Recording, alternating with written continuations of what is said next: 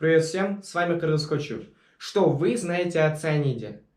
Цианид – это сильнейший неорганический яд, является токсичным. С его помощью на рудниках добывают золото и серебро. Напоминаю, что добывание золота с помощью цианида является самым дешевым и вредным, что и используют в Кумтор по 7 тонн цианида в день. Есть способы менее вредные для добывания золота, но они будут более затратными. Ну конечно, лучше меньше потратиться и получить больше прибыли, ведь это не твоя страна. Кумтор принадлежит на 74% иностранным компаниям и всего лишь на 26% Кыргызской республике. С 1997 по 2018 год на руднике Кумтор добыли более 374 тонн золота и вылили за эти 20 лет более 51 100 тонн яда на нашей земле. Посмотрите на диаграмму, вот польза, а вот и вред, и сравните их. Сколько зарабатывает Кыргызстан на Кумторе?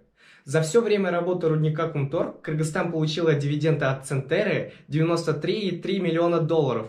Это всего лишь 1,8 тонн золота. А Центера и иностранные акционеры получили 304 тонн золота, который равняется 15 миллиардам долларов. Дивиденд – это часть прибыли, распределяемая между акционерами.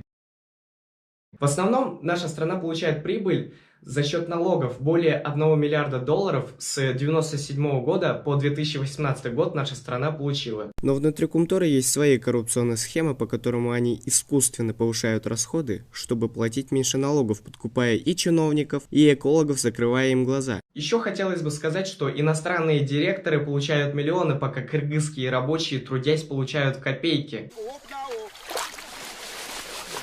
И таких коррупционных схем очень много. Впервые с 2016 года по 2020 год Кыргызстану выплатят 2,2 миллиона долларов дивиденда.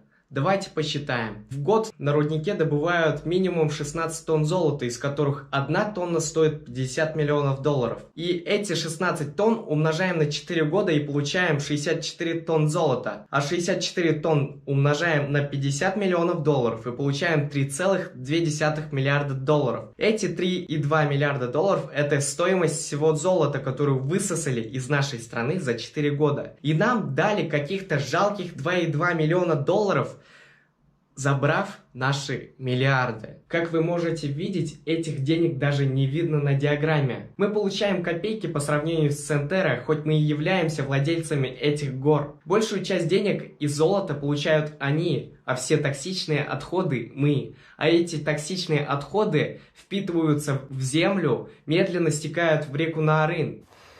Экологиянын барын акырындан бүтүрдү. Бир дарыя калды таза.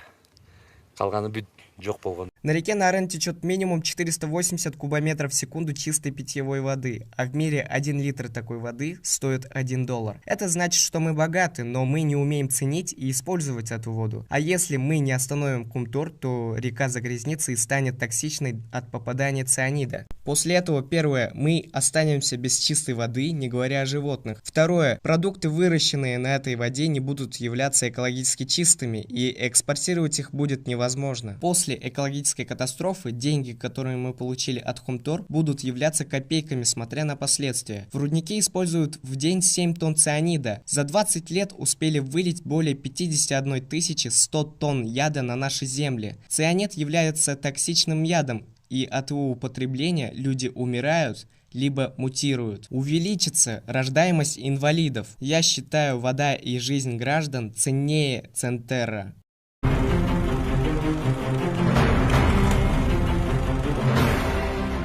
Чтобы не казаться пустозвоном, я расскажу вам историю. В 1998 году, в 20 мая, около села Барскон, при транспортировке цианида произошла авария, в результате которого грузовик с 20-тонным контейнером упал с моста в реку Барскон. Конечно, при аварии произошла утечка нескольких тонн цианида в реку, и местных жителей никто не спешил информировать или эвакуировать. И местные жители узнали о происшедшем только в течение 2 суток. И за это время местные жители могли использовать эту воду для своих различных нужд и для питья. В результате 4 человека погибли, отравились 2577 человек, которые постепенно умирают от болезней, вызванных цианидом. Еще у 20 женщин и девушек сделали насильный аборт, сказав, что их дети родятся инвалидами. От всего этого пострадали не только люди, но и экология озера Иссык-Куль, как вы можете видеть по этой фото.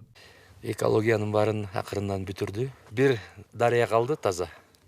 Калганы бүт жок болгон. Биз 95-жылы жумушка келгенде балыктарды чака менен алчубуз. Происходит отступание ледника Петрова. За счет этого возрастает объем озера, как объем, так и площадь озера.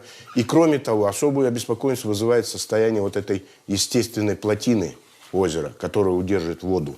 Мы видим, что вот здесь на карте, здесь на плотине очень много таких так называемых термокарстовых озер. Нашу тревогу вызывает, что может произойти внутриморенный прорыв озера Петрова.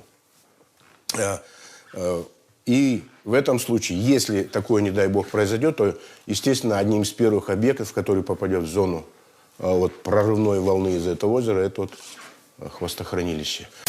Наше государство думает и живет только сегодняшним днем, а что будет завтра или послезавтра, их не волнует.